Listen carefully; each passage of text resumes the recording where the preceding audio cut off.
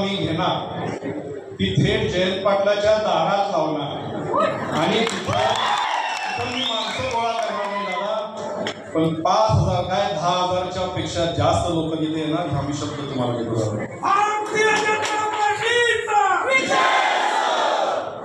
आजचा सभेचा विषय आहे जातीयवाद आणि विकृत संस्कृती राजकारणात.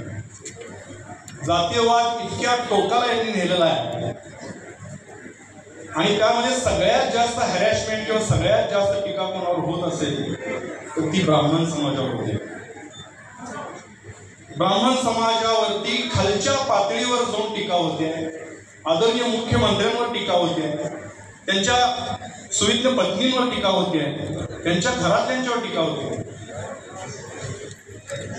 आणि राष्ट्रवादीचे किंवा या महायुतीचे महाविकास आघाडीचे नेते शरद पवार साहेब शेजारी बसलेले असतात. जयंत पाटील साहेब आज साहेब म्हणायला लागले दादा तुमच्यामुळं, पण ते साहेब शेजारी बसलेले असतात आणि ही टीका होत असताना ते गप्प बसतात, एक शब्दही तोंडातून काढत नाही. टीका करणाऱ्यांना माझं एक आव्हान आहे, जरा शरद पवार साहेबांचा इतिहास तपासा. तुम्हाला पण सर्वांना माहित नसेल, पण शरद पवार साहेबांना हाताला धरून राज्याच्या आणि देशाच्या राजकारणाचा तर ते होते आदरणीय स्वर्गीय आबासाहेब खेबुडकर म्हणजेच कुलकर्णी. सांगलीच्या विश्रामबाग रस्त्यावरती त्यांचं घर आहे. तुमची पुलोद आघाडी सक्सेस करून तुम्हाला मुख्यमंत्री कुणी बसवलं तर त्या आबासाहेबांनी बसवलं.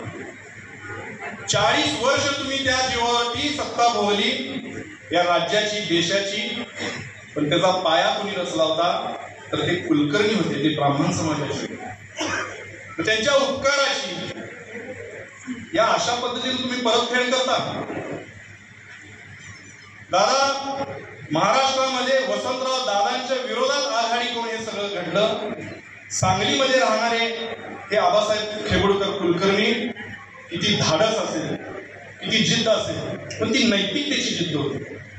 आणि हे नैतिकता शून्य लोक तिथं बसतात आणि एवढ्या ज्यांनी तुम्हाला तुमचं अस्तित्व निर्माण केलं त्यांच्या विरुद्ध टीका टिप्पणी होत असताना, शिवीगाळी होत असताना गप्प बसतात. मग नैतिकता आणि संस्कृती कुणाची काढायला पाहिजे?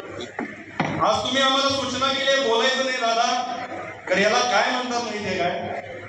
आपण एखाद्या उपकाराची परतफेड केली आणि एखाद्या उपकाराची आपण जर का चुकीच्या पद्धतीने का विरोधी परतफेड केली तर त्याला नमक हराम म्हणतात. मग अशा लोकांच्या समोर अशा लोकांनी सांगली घेऊन आम्हाला संस्कृती शिकवायची. आबासाहेब खेबुडकरांची सांगली, आदरणीय वसंतराव दादांची सांगली, क्रांतीवीरांची सांगली, तिथे येऊन तुम्ही आम्हाला हे नैतिकता शिकवता. दुसरं एक उदाहरण, टाइम कमी आहे, मी 2-4 उदाहरण देणार आणि थांबणार आहे. राष्ट्रवादीचे माजी प्रदेश अध्यक्ष जयंत पाटील यांना संभाजी पवार पालखीतून घालून सांगलीत आणलं. महाविकास आघाडी म्हणून त्याला आमची स्थानिक विकास आघाडी स्थापन केली. त्या विकास आघाडीला किती जरी आम्ही ताकद लावली असती तर सांगलीच्या वसंतदादांच्या ह्या सांगलीमध्ये यश येईल असं आम्हाला वाटत नव्हतं. मग एक उपाय सुचला. आमचे राजे विजयसिंह राजे पटवर्धन यांना त्या आघाडीचा अध्यक्ष केला. राजकारणाच्या पलीकडे नैतिकतेची जोड दिली आणि सत्तेच्या चाव्या आम्ही जयंत पाटलांच्या हातात दिली. दादा, ह्या माणसानं काय केलं असेल? सत्ता आली, सगळी झाडून सगळी घाण सांगली ती गोळा केली आणि पहिला घाव जर का कोणावर घातला असेल तो विजयसिंह राजेंच्यावरती घातला. खोट्या केसेस दाखल केल्या, रात्री अपरात्री पोलीस गाड्या त्यांच्या घराकडे पाठवल्या. तो हळव्या मनाचा निष्पाप मनाचा माणूस, त्याला एवढा मोठा धक्का बसला दादा, 1.5 वर्ष ते बेडवर राहिले. इतकी वाईट वागणूक त्यांना दिली. ते लोक त्याच गणपतीच्या आमच्या सांगलीमध्ये येऊन नैतिकतेची भाषणं करून गेली. सगळ्या समाजांची मदत घ्यायची, पण त्यांच्यावरती घाव घालायचं काम केलं.